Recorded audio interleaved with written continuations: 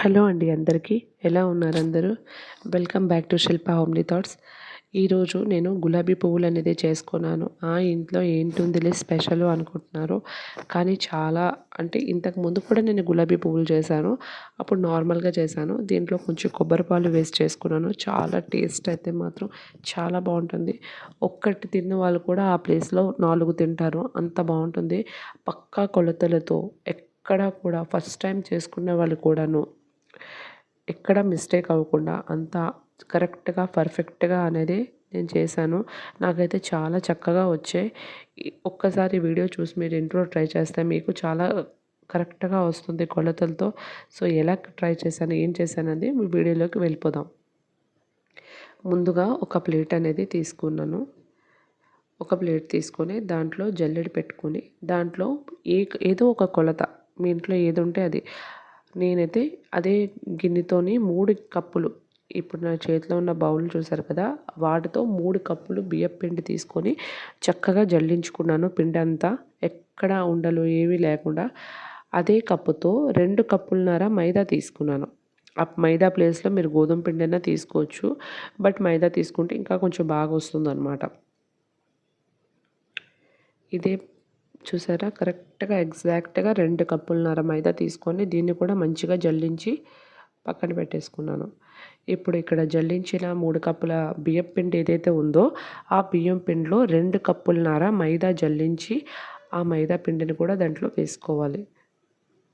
ఇలా మెత్తగా ఎక్కడా కూడా నలతలు అనేది లేకుండా చక్కగా జల్లించి పెట్టేసుకున్నాను. ఇప్పుడు ఒక మిక్సీ గిన్నె తీసుకొని దాంట్లోని నేను పంచదారని పౌడర్ చేసుకుంటున్నాను. 2 కప్పులన్నర పంచదారని కూడా నేను, అంటే మైదా మనం ఎంత తీసుకున్నాము 2 కప్పులన్నర, అదే గిన్నెతో 2 కప్పులన్నర పంచదారని కూడా తీసుకొని కరెక్ట్గా మనం మిక్సీ వాడించుకోవాలి.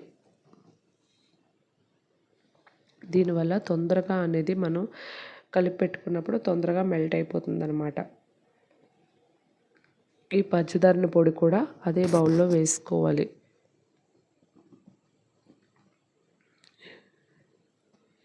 ఇలా వేసుకొని మొత్తాన్ని చేయితో ఒకసారి మంచిగా కలిపేసుకొని పక్కన పెట్టేసుకుందాం. ఇప్పుడు అదే మిక్సీ జార్లోని కొబ్బరికాయ ముక్కల్ని చిన్న చిన్న ముక్కలుగా చేసి దాంట్లోని కొంచెం అంత వాటర్ వేసి మంచిగా కొబ్బరి పాలు తీసుకోవాలి. ఒక మంచి కాటన్ క్లాత్లోని ఈ కొబ్బరి పొడి కొబ్బరి మిక్చర్ ఏదైతే ఉందో అదంతాను మనం మిక్సీ పట్టించుకుందంతా క్లాత్లో వేసుకొని దాంట్లోని ఎక్కడ నీళ్ళు కలపకుండా దాన్ని గట్టిగా వడకట్టుకుంటే కొబ్బరి పాలు అనేది వస్తుంది.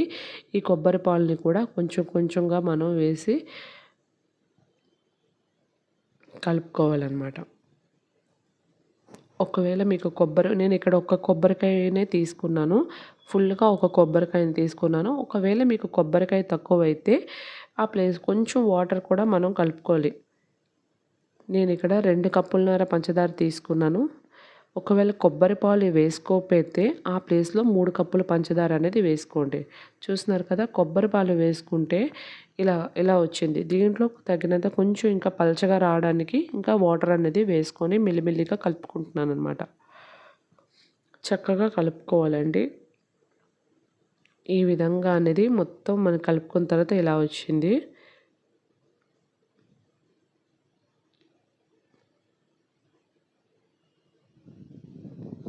చూస్తున్నారు కదా, ఇలా రావాలి. ఈ విధంగా ఫస్ట్ టైం చూసిన వాళ్ళు కూడా ఇలా చేసుకోండి, ఖచ్చితంగా పర్ఫెక్ట్గా వస్తుంది. దీంట్లో కొన్ని యాలక్కాయలు తీసుకొని మంచిగా పౌడర్ చేసి వేసుకున్నాను. దాంట్లోనే చిటికెడంత ఉప్పు అనేది వేసుకున్నాను.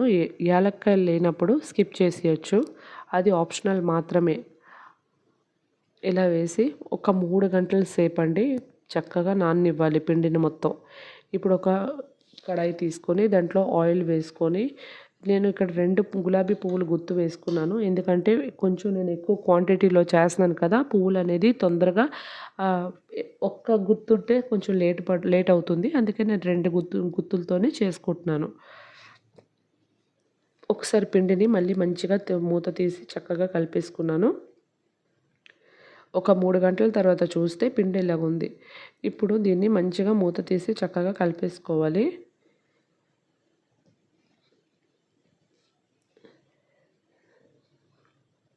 ఇప్పుడు బాగా హీట్ అయిన ఈ గుత్తుని తీసుకెళ్ళి సకానికే ముంచాలి, మొత్తం కాదు. ఇలా సకానికి ముంచి చక్కగా తీసి ఇలా ఆయిల్లో వేసుకోవాలి. ఫస్ట్ 2 పువ్వులు మాత్రం ఎంత బాగా చేయి తిరిగిన వాళ్ళు చేసినా ఫస్ట్ 2 పువ్వులు మాత్రం కొంచెం బాగా రావండి. ఎవరికైనా అది సహజమే. ఆ ఫస్ట్ రాలేదు కదా, ఏదైనా తప్పయిందేమో అని మాత్రం మీరు కంగారు పడాల్సిన అవసరం ఏం లేదు. అదే చక్కగా వస్తుంది. చూసారు కదా ఎంత బాగా వచ్చిందో. ఇలాగా ఆయిల్ మాత్రం బాగా హీట్ అవ్వాలి. గుత్తి కూడా బాగా హీట్ అవుతేనే మనకి పువ్వులు అనేది పర్ఫెక్ట్ షేప్లో మంచిగా వస్తుంది. లేకపోతే పువ్వు అనేది అంత బాగా రాదు. ఇప్పుడు 2 వైపులు కాల్చుకున్న తర్వాత లైట్ కలర్ వచ్చిన తర్వాత తీసి పక్కన పెట్టేసుకోవాలి. చూసారు కదా ఎంత చక్కగా నాకు ఒక 25-30 వరకు పువ్వులు వచ్చాయి. ఒకసారి మీరు ట్రై చేయండి. మీకు ఎలా కుదిరిందని నాకు మెసేజ్ చేసి చెప్పండి. Thank you.